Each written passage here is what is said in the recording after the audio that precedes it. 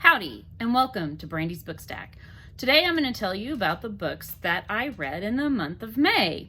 I finally have kind of got my reading back on track, hallelujah, so without further ado, let's jump into the stacks. So the first book I completed was the Agatha Christie mystery novel, The Murder of Roger Ackroyd. This is a little bit of a different mystery than Agatha Christie typically writes, and at first I wasn't sure if I liked it or not, but after I actually finished the novel and had some time to think about it, I really did like this one a lot. I don't know if I want to give it 5 stars or more like 4.5, but it's definitely up there. And I can't really tell you why it's different without doing spoilers. So, if you are interested, I will hold up this book as long as I am talking about The Murder of Roger Ackroyd. And when I put it down, you'll know I'm done with the spoilers, and I'll give you a countdown. I will talk spoilers in 3, 2, 1. Okay, so the issue that I have with this novel, and the reason I like it at the same time, are that Roger Ackroyd is the man that's killed in this novel, and we have an unreliable narrator. So the actual murderer is narrating this book. And I really didn't think Agatha Christie would do that sort of thing in her novels. It's not her usual MO. Usually it is the traditional locked room mystery or just whodunit, and you're working alongside the detective. But in this case, she actually fools you into believing that the narrator couldn't be the one who did it. But to the contrary, he actually did. So I have mixed feelings about it. You feel a little betrayed when you get to the end of the book and you realize that's the case, but I did like it. So I'll go ahead and put the book down and we'll go back to spoiler free. All right, hopefully if you wanted to avoid spoilers, you're back with me. And we'll move on to the next book that I read, and that would be The Body by Bill Bryson. If you've never read a book by Bill Bryson, I highly recommend it. He's a great author. He sounds very conversational in his writing style. So you feel like an old friend is sitting next to you and talking to you about a particular topic. This particular topic is the body. This isn't my favorite Bill Bryson. I think that would have to be A Short History of Nearly Everything. But it is informative and interesting as he works through the various parts of the body and systems of the body, including some discussion on medicine. There's just a lot of interesting little factoids. And again, it's so conversational, it's very pleasant to read. If you get a chance, I would recommend anything that Bill Bryson has written, particularly The Short History of Nearly Everything. This one I would say is more like a 3.5 star. It wouldn't be like a 5 star to me, but it was still an enjoyable read, and I'm still glad that I read it. So that's The Body. The next book that I read was one that took me quite a long while to read, and that is St. Valentine's Day. It's also called The Fair Maid of Perth by Sir Walter Scott. This is one of his Waverley novels. The neat thing about this book in particular is that it is old, and I love old books. I love the smell of them. I love knowing that another owner has had them, and the older, the better. This one is particularly old, and one of the things I love about it is it has an old book plate in it. And you can see that it says William H. Ludlow. And I got curious and decided I'd look up and see if there was anybody that was famous that was a William H. Ludlow. And I found out that the Speaker of the New York, what did they call it? Assembly, the New York Assembly, was named William H. Ludlow. And he was Speaker of the Assembly at the time this book would have been published. So this was done in 1845, so we're talking pre-Civil War.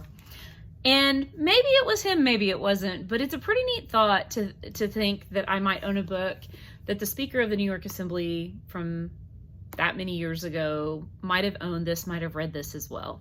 So that was kind of exciting for me. The book itself, it's not one of my favorites of Sir Walter Scott's. I am a Sir Walter Scott stan. I enjoy his chivalric romances. That's what he writes. So if you're not familiar with chivalric romances, that's, you know, knights of old doing deeds about their honor and all that sort of thing. Here we actually follow a more humble character. We follow mainly a village blacksmith through most of this, and his pursuit of marrying Catherine Glover, who is the daughter of Simon Glover. And they're called Glover because literally he makes gloves. And they have this small village, and there's a lot of discussion in this novel about the differences between the nobility and your more middle class, what we would call middle class today, working people, and how little power your working level people had when they came in conflict with nobles. In particular, there is a noble retainer who is interested in Catherine Glover and comes to basically take her by force from her house. She is stopped by the blacksmith, and the problem is, even though the people who are coming to take her were dressed as Highlanders, which if you're in America, it might be what we would call hillbillies today, is how they are perceived in this particular book. It's sort of these redneck yokels that have their tribes and are the uncivilized people in Scotland. That's how they're written about, and I'm not saying that's how they were. But they were dressed, these men that came to accost this young girl are dressed in Highland garb, but we find out they were really aristocrats, and it causes conflict between the town and the aristocracy. And, you know, the question is going to become, who's going to win out? Is it going to be the aristocrats or these common people?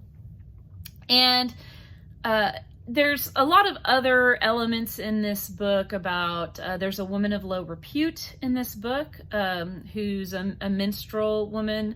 That's covered. There are, again, the Highlanders, and they're covered. This book culminates in the Battle of Inch, which was a battle between Highlanders to the death for superiority and right to rule a particular area of land. It was a particularly bloody battle in history where I think they said something like 71 men entered and as few as 7 left the field of battle when they fought to the death.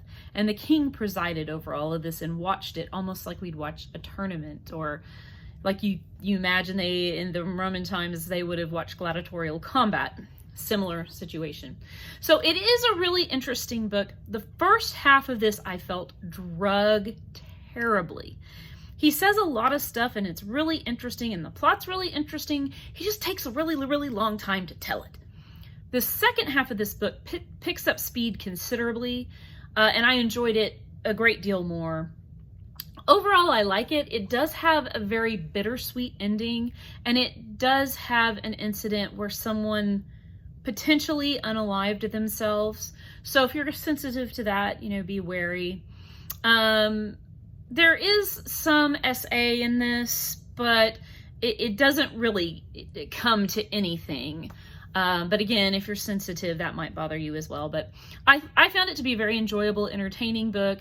In Scott's novels, you know, the good guys do tend to win. There is, like I said, a little bit of a bittersweet note in the ending of this one as well. But I definitely think it's worth a read. Just know, you know, be patient through that first half because the last half has a good payoff. I would say, again, maybe about 3.5 stars for this one, just because the first half drug so bad. The next book I read was The Black Count by Tom Rees. This is a modern biography of a not-so-modern individual. The Black Count of the title, I can't remember his full name, how to say it. It's a very complicated French name. It's like the Count de la Pelletier or something like that. What you need to know is this was Alexandre Dumas, who wrote Count of Monte Cristo and The Three Musketeers, The Man in the Iron Mask. This book is about his father. And his father was a noted military general during the French Revolutionary War and the Napoleonic Wars to follow.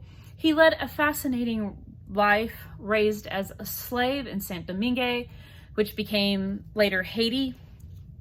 And he was a slave that was born of a slaveholder. His slaveholder father brings him back to France and tells him that, he's going to educate him and raise him as his heir. He becomes a count, but he falls out with his father over a monetary dispute and decides to make himself his own man. He joins the military as an enlisted person, rises through the ranks quickly, participates in the wars, and it gets captured and imprisoned for a couple of years, and then comes back to his life in France to discover that slavery and discrimination against people of color is back in vogue. It went out of vogue, and then it went back into vogue with Napoleon coming to power. It's a fascinating book. It gives a lot of information about the French Revolution and the time immediately following with the Napoleonic Wars. It's just a fascinating read about a fascinating man. He almost, the only complaint I have about this book is that he makes Alex Dumas, is what they usually call him. He was also called Alexandre Dumas, just like his son. So you have the elder and the younger. He talks about General Dumas as though he never did anything wrong. And I have to say, it really sounds like he was a pretty decent human being, along with being a fascinating and capable human being. Just a great read. Highly recommend. It did win the Pulitzer Prize, so it tells you it does have, some literary merit to it also. It is a great book. It is pretty sad, just because he did endure some hardship that was definitely undeserved because of his color, but just a great read. Highly recommend. I would give this one 5 stars. The last book I read on my Kindle, and that was Moby Dick. And I have to say, this is a book I wasn't particularly looking forward to reading. Moby Dick, at the end of the day, it's a book about fishing. I think fishing is boring. Really, really boring. And the only thing that sounds more boring to me than fishing is reading about fishing. I had the same sort of issue with Old Man in the Sea. I thought that sounded boring. And much like Old Man in the Sea, I loved that book, and I loved Moby Dick. I think people are very divided over Moby Dick, and I think I might have ferreted out why. I think most people, they hear about Moby Dick and they think it's this novel of obsession and passion. And to some degree it is, but that almost leads one to believe that it would be this exciting and adventure novel. We're going to read this adventure novel about these rugged men going and capturing the whale. That's not what this book is about. It's more of a meditative and contemplative book than it really is a adventure story. There are adventurous elements to it, but if you read it for that, I think you'll be disappointed. If you read it looking for something slow, quiet, meditative, contemplative, I think you'll enjoy it. I read this before I would go to bed in the evenings a lot. And I think it was a good book, not because it put me to sleep necessarily, but I found it sort of soothing. There are lots of passages that talk about the history of whaling, paintings of whales, the various parts of a whale. Many people find that to be very boring. I would say still give it, if you like meditative, contemplative books, give it a shot. If you really don't, you might want to skip it. It is pretty long. It's 600 pages. But I enjoyed it. I also enjoyed that it does feature 3 men of color on the ship. And while there is some racially inappropriate language, for example, these men are frequently referred to as the savages, and that's obviously not appropriate. And there's several other passages that use what we would consider to be inappropriate language today. When you look at the intent, or what I think anyway, the intent of Herman Melville was, he takes a fair amount of time to talk about these men in almost heroic terms, about their value as men, about their value as to what they give to this whaling ship, and how this profession is a noble profession, and how these men are nobly executing that profession. One of them being a Black African, one of them being a Native American, one of them being a East Indian from the South Seas. So it's very interesting to see a book from this time period including men or women of color in a positive light, as having something valuable to contribute to society and not just in the role of a servant. He even covers the pay inequality between himself and Queequeg, who Queequeg is the like East Indian, and he does call him a savage and a cannibal, because he brings heads, shrunken heads, along with him that he tries to sell. But he becomes like the equivalent of blood brothers with Queequeg, and they have a very close friendship and a very meaningful friendship where they vow not to, go anywhere without the other and to be fast friends. And I thought that was really beautiful to see something like that in this time frame. So that was another enjoyable aspect of the book. And it was just sort of interesting. It was interesting to learn the different parts of the whale. To me, it was interesting.